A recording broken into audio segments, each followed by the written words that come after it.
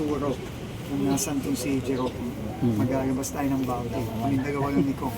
2,000 na yun. Personal na namin. Ina-announce na namin ngayon. Okay.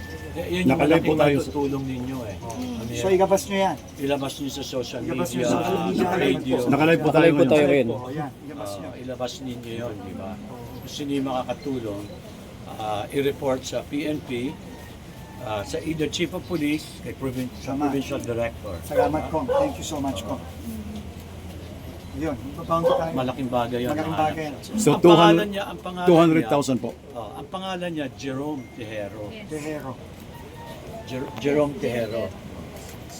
At taga Las Navas, si Jerome. Originally. So yun, so 200,000 yung bounty. No, kung sino man ang makapagbigay ng impormasyon para mahanap natin. Paano kaya yung SEC makiklaim ng mga taong paano kaya yun makiklaim? Sino pupuntahan po? Madali na yun. Basta na kami ng bahaga ni Kong, makikipag-coordinate kami. KPD lang. PD na lang. KPD lang yan. Madali yun. Last question po. Last question.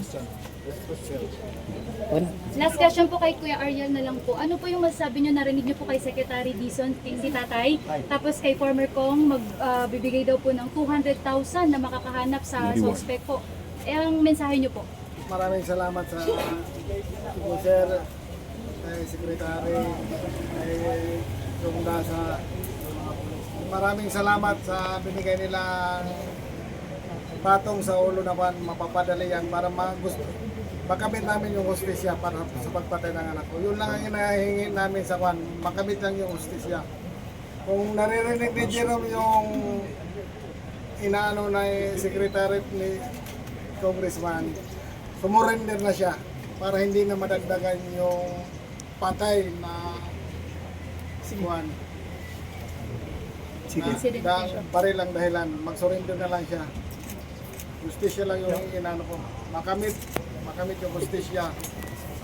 Karumal-dumal na pagpatay niya sa anak ko. Okay, sige po. Salamat po. Tingnan na muna natin ang pamilya. Kami naman po papunta na ng Tacloban para yung Mahal Highway natin.